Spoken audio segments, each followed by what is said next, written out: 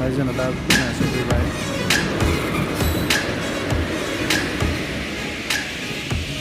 हाय लोगोफोर आं दायो तामिल नाडुआव थांनो नागिरगासिनो नै जोंना ट्रेना सफैबाय तामिल नाडुआव माबायदि दावराव दावसि जादों नोंथांमोना नायलांबाय थाबानो जाबाय तामिल नाडु चेन्नाइनि सेहेराखौ नोंथांमोननो आंनि बे इउटुब चेनेलनि गेजेरजोंनो नायलांबाय थाबानो जाबाय जों दायो ट्रेनाव गाखोनो नागिरदों नै ट्रेना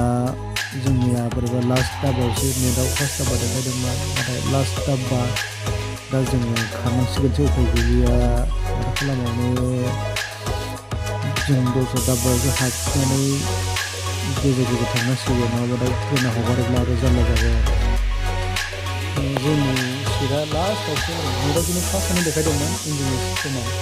नाथाय एकदमबारे लास्टआवसो लांबाय आरोना दा जोङो नोंजों गाखोनानै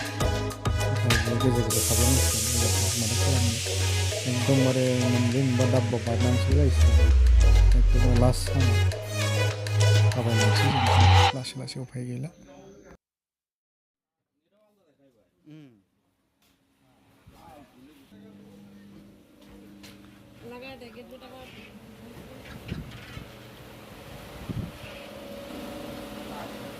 फाइनली हम अभी ट्रेन पे आ गया है सॉरी अभी हम साई फिर आए देखो यार सभी देखो साथ ट्रेन का सब बढ़िया बा इसीलिए साथ भी रहा हूँ आप लोग भी पिएगा बाद में ज़रूर आना ओके जाना केला बोरमा बेदर जानसे फाइनली हम लोग अभी चेन्नई पहुंचने वाला है 1 घंटे के बाद इसीलिए आप लोग देखते जाइए लेकिन मैंने ज़्यादा वीडियो नहीं कर सका क्योंकि ट्रेन में उठ के बहुत बोरिंग लगा है चेन्नई थांग्रा गोजा गासिबो आप लोग सब चेन्नई है ना दादा আপনারা चेन्नई हाथाय কেনে লাগে খুব ভালো লাগছে बोरिंग লাগছে নাকি না না কিছু বোরিং না খুব আমি চলে গল্প চলে thank you thank you aunty जानने में कैसे लगा आपको बहुत मजा लगा बहुत मजा लगा ऐसा जाने और होने चाहिए भैया एकदम मजा लगा एकदम आपके साथ भी हीरो के साथ चल रहे तो थैंक यू भैया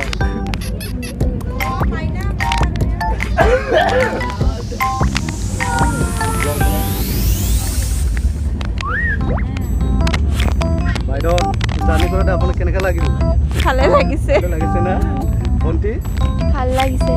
থ্যাংক ইউ ৰৈছো অলপ ৰৈছো না পাব আৰু না 1.5 ঘণ্টা মান পিছতে পাব ভাইটি নাম কি আছিল আপোনাৰ কুনাল কাশ্যপ দেৱনাথ थैंक यू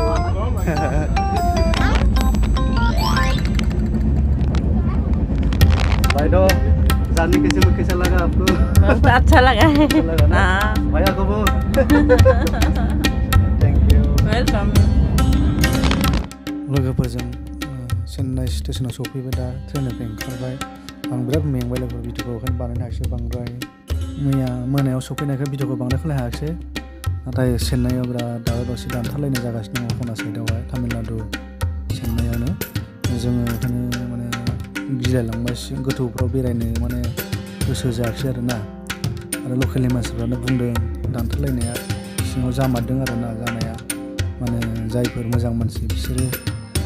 बांद्राय गोजानाव दा बेराय गोथौफ्राव बेरायनाङा मानाङा परिस्थितिया बांद्राय मोजां नङा नंखाय जायखौ मोनो बेखौनो दानलाबायदों मादों बेफोरबायदि बुंदों आरो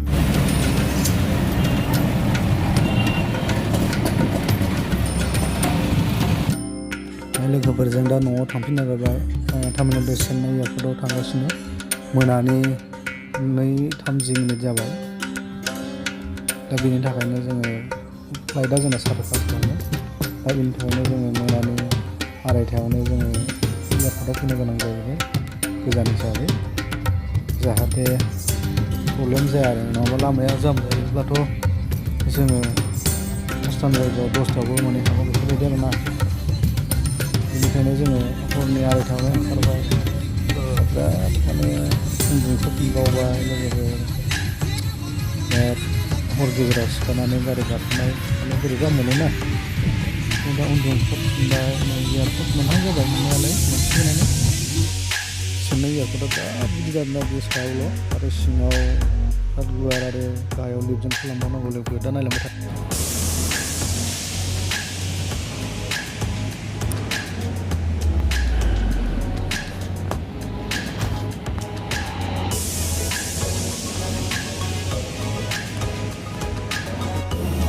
जोङो दा फ्लाइट गाखोनो सिङाव फैबाय फ्लाइट गाखोसिगोन चेन्नाइ गाखोनानै जोङो गुवाहाटियाव दा 15:08 मोनहैबाय दायो फुंनि 5:30 जाबाय गोजौनिफ्राय नाहरदोंमोन आरो जोमैल' नुहुरजोबथारो एकदमबारे जों बेसेबांबा गोजौआव दं आरो दायो फ्लाइट सायाव जोमैल' नुहुरो गुबुन थांगोन आरो नैबे ना बेनो Customers disembarking at Guwahati please keep your body cards ready for inspection by security services team. Customers travelling onwards by flight 6E 6309 to Dibrugarh, please remain seated on your original seats and your security staff will come by short your body card and identifying cap bag. Thank you. हाय लोगोफोर जों दा finally Guwahati एयारपर्टआव सफैबाय दायो जोङो बायह्रा फारसे ओंखारलांगासिनो दङ आरो नोंथांमोना नायना मोजां मोनदोंब्ला हाय लोगोफोर नोंथांमोना जुदि नायना मोजां मोनदोंब्ला आं सन्जय फिल्म प्रडाक्सन चेनेलखौ साबस्क्राइब लाइक एन्ड शेयार खालामना हो आरो साननैसो उनावनो मिशन सेकेन्ड पार्टआ फैगासिनो दङ बेनिखायनो नोंथांमोना जाय साबस्क्राइब खालामाखै अननानै मिशन सेकेन्ड पार्टखौ नायनो थाखाय साबस्क्राइब लाइक एन्ड शेयार खालामनो हादो बाय लोगोफोर